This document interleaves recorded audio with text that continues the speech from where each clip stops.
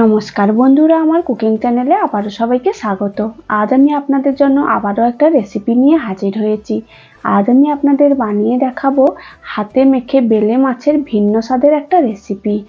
এটা হাতে মাখার পর বানাতে বেশি সময় লাগে না, খেতে কিন্তু দুর্দান্ত হয়। বেলে মাছ তো আপনারা অনেকভাবে রান্না করে খেয়েছেন, এইভাবে একবার হাতে মেখে এই রান্নাটা একবার বানিয়ে দেখতে পারেন। গরম গরম ভাতের সঙ্গে খেতে কিন্তু অপূর্ব লাগে। প্রথমে আমি এখানে 500 গ্রাম ছোট সাইজের একদম জ্যান্ত টাটকা বেলে মাছ নিয়েছি।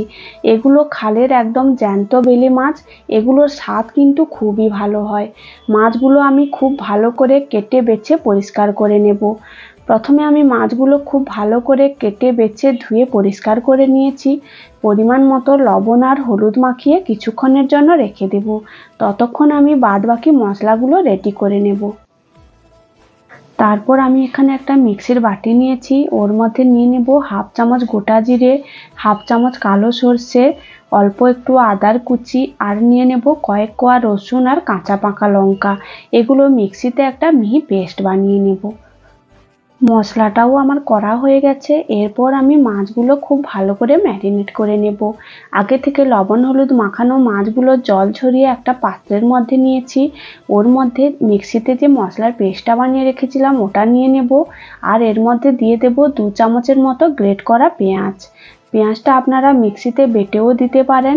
তারপর নিয়ে নেব একটা টমেটো কুচি, অল্প একটু হলুদের গুঁড়ো, স্বাদ মতো লঙ্কার গুঁড়ো, আর স্বাদ মতো লবণ। আগে থেকে হলুদ দেওয়া আছে তাই পরিমাণ অনুযায়ী হলুদটা দিয়ে দিতে হবে। তারপর আমি এর মধ্যে 3 চামচের মতো সর্ষের তেল দিয়ে দেব। যে কোনো হাতে মেখে কাঁচা মাছ রান্না করার সময় অবশ্যই সর্ষের তেল দিয়ে রান্নাটা করবেন, তাতে মাছের কাঁচা গন্ধটা চলে যাবে আর খেতে কিন্তু খুবই ভালো লাগবে। মাছের মধ্যে সমস্ত উপকরণ দেওয়া হয়ে গেছে। এরপর হাত দিয়ে খুব ভালো করে মেখে আধ ঘন্টা মতো রেস্টে রেখে দেব। মাছটা ম্যারিনেট করে কিছুক্ষণ রেখে দিয়েছিলাম। তারপর একটা গ্যাসের মধ্যে ফ্রাইং প্যান বসিয়ে ওর মধ্যে 1 চামচের মতো সর্ষের তেল দিয়ে দেব। ম্যারিনেট করার সময় অনেকটাই তেল দেওয়া আছে তাই অল্প করে তেল দিতে হবে। তেলটা খুব ভালোভাবে গরম হয়ে গেলে আগে থেকে ম্যারিনেট করা মাছগুলো ফ্রাইং প্যানের মধ্যে দিয়ে দেব। হালকা হাতে অল্প একটু উল্টে পাল্টে মিডিয়াম টু লো আঁচে ঢাকনা দিয়ে 5 থেকে 6 মিনিট একদিক খুব ভালো করে রান্নাটা করে নেব। ঢাকনা দিয়ে একদিক 5 থেকে 6 মিনিট খুব ভালো করে রান্নাটা করে নিয়েছি। মাছের এক সাইডটা খুব ভালোভাবে ভাজা ভাজা হয়ে এসেছে। তারপর হালকা হাতে খুব সাবধানে মাছগুলো উল্টে দেব।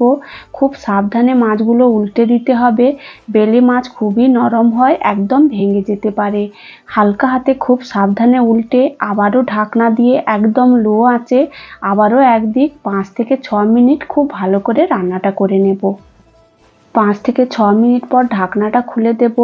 মশলার কাঁচা গন্ধটাও চলে গেছে আর মশলা থেকে তেলটাও ছেড়ে এসেছে। রান্নাটা একদম হয়ে এসেছে। এর মধ্যে অল্প একটু জল দিয়ে দেব। জলটা বেশি দেব না, অল্প একটু উষ্ণ গরম জল দিয়ে খুব ভালোভাবে মিশিয়ে তারপর উপর থেকে অল্প একটু ধনেপাতা কুচি ছড়িয়ে আবারও 1 মিনিটের মতো ঢাকনা দিয়ে দেব। 1 মিনিট পর ঢাকনা খুলে গ্যাসের ফ্লেমটা একদম হাইতে করে দেব। অল্প একটু ফুটে গেলে আর ঝোলটা টেনে এলে একদম গা মাখা হয়ে এলে তারপর নামিয়ে নেব। নামিয়ে নিলেই একদম রেডি হয়ে যাবে হাতে মাখা একদম ভিন্ন স্বাদের বেলে মাছের এই ঝাল।